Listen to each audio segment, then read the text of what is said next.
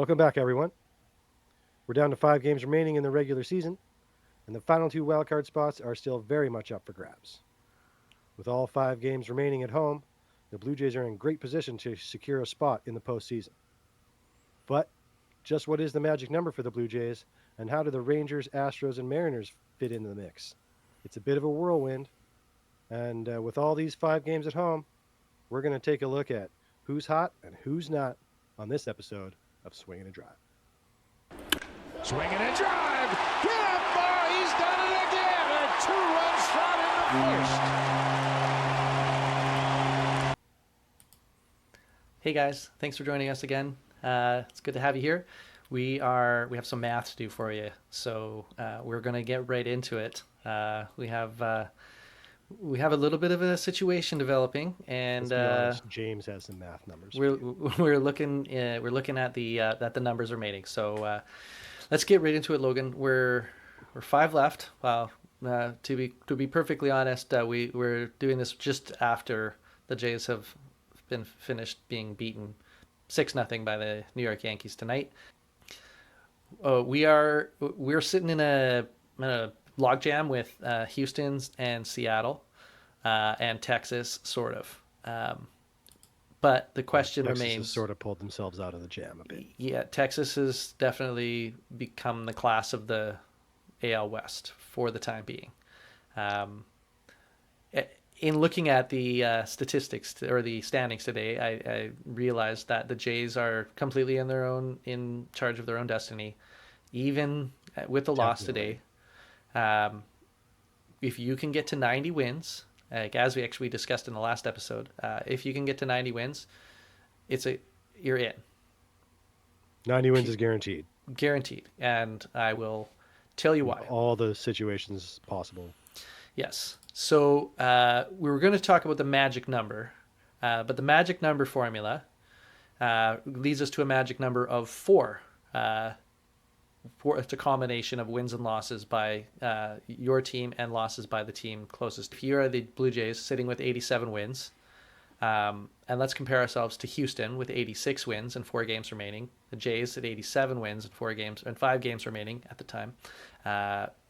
Would potentially be able to make it to 92 wins. That's our ceiling. Houston can only make it to 90. The Jays have a tiebreaker with Houston. So in these scenarios, if Houston makes it to 90, the Jays beat Houston on the tiebreaker. Seattle has the Jays in a tiebreak situation. So if the Jays make it to 90 and Seattle makes it to 90, Seattle beats the Jays. However, for Seattle to make it to 90 wins, they have to win all 5 of their remaining games. If they win all 5 of their remaining games, that means that they beat Houston once, which means that Houston can only get 89 wins max. And they would beat Texas 4 times, which would mean that Texas could only get 89 wins max. There being the Jays would, with 90 wins, be in the playoffs. And if the other thing happens with Seattle, and Seattle, say Houston, wins out, they have to beat Seattle 1 time, which would be tonight, which would give Seattle 73 losses, which would mean they would max out at 89 wins, which would put the Jays ahead of them with 90 wins. So 90 is the number that means you are in the playoffs if you are on the Blue Guaranteed. Jays. 90 wins, we're in the playoffs. So Now, 3 more wins out of, I guess, the 4 games left. now we're down to 4 because we just got that's blanked. pretty tough, but that's what guarantees us in the playoffs. Now, there's other scenarios, right? We don't necessarily have to win those 3 games for it to all work out. Absolutely. There's plenty of scenarios. Those are scenarios that are like each of those teams wins out.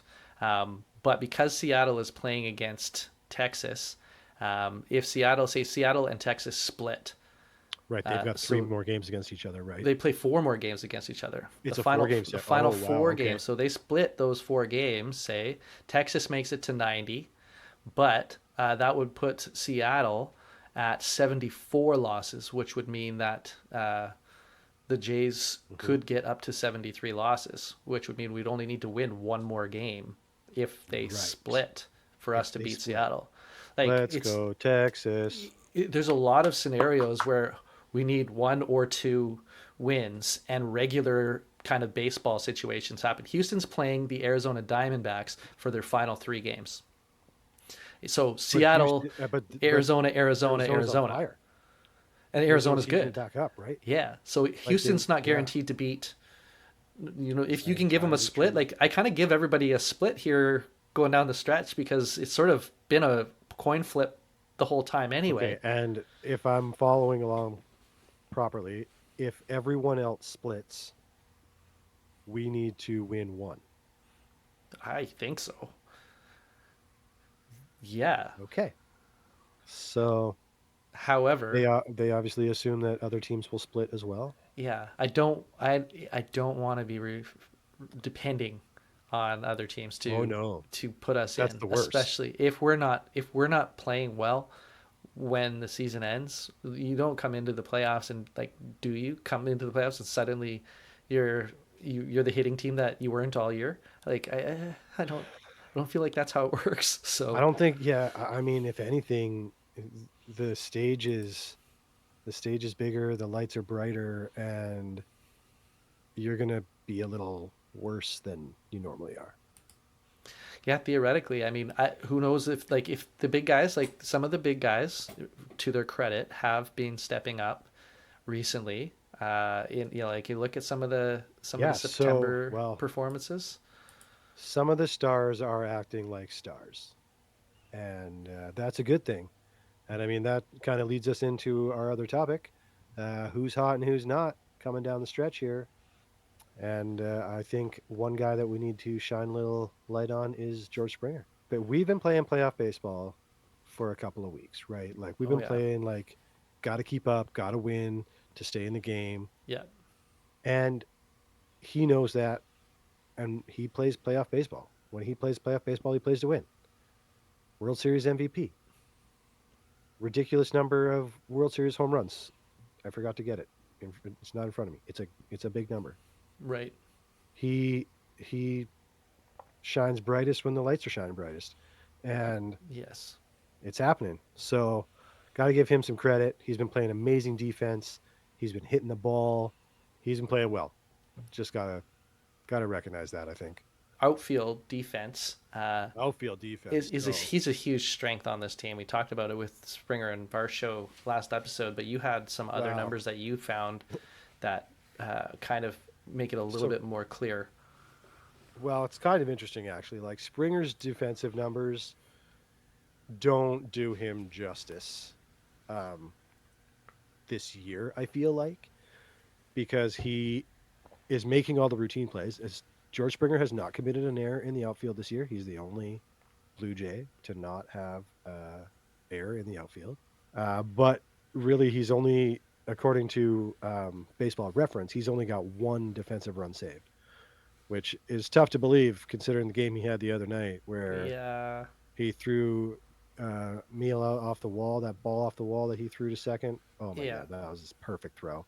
And then the two catches that he made, at least one of those had to give him one more defensive run saved, right? Like Yeah, so, it's an so interesting. it's an interesting stat. But the other side of the stat is that the Blue Jays outfield is the best outfield in baseball for defensive run saved, and that's led by the two best outfielders with defensive runs saved, Varsho with 27 and Kiermaier with 17.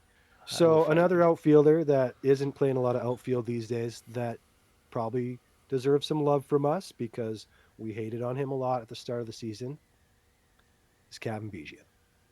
shit. Yeah. Biggio's been playing his ass off the last 2 weeks.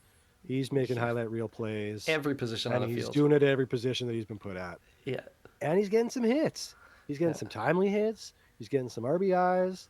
So a little bit of love for Kevin Biggio as well. Yeah. Definitely needs to get out there. He's doing what we've asked him to do, uh, and Yeah. that is awesome.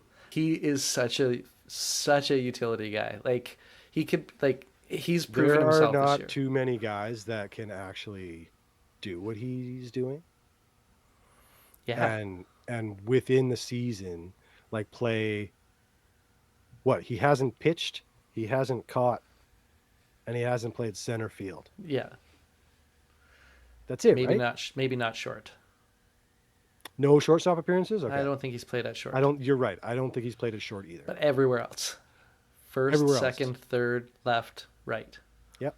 Like, yeah, 5 And of the he 9 is positions. he's more than serviceable infielder. He gets good reads in the outfield. Like he can play every position that he plays Yes. well. I don't remember And right how. now he's doing that. I don't remember how Ben Zobrist was as a hitter. I feel like he was quite an effective hitter, and that was one of the reasons why they really liked him Yes. as a utility guy.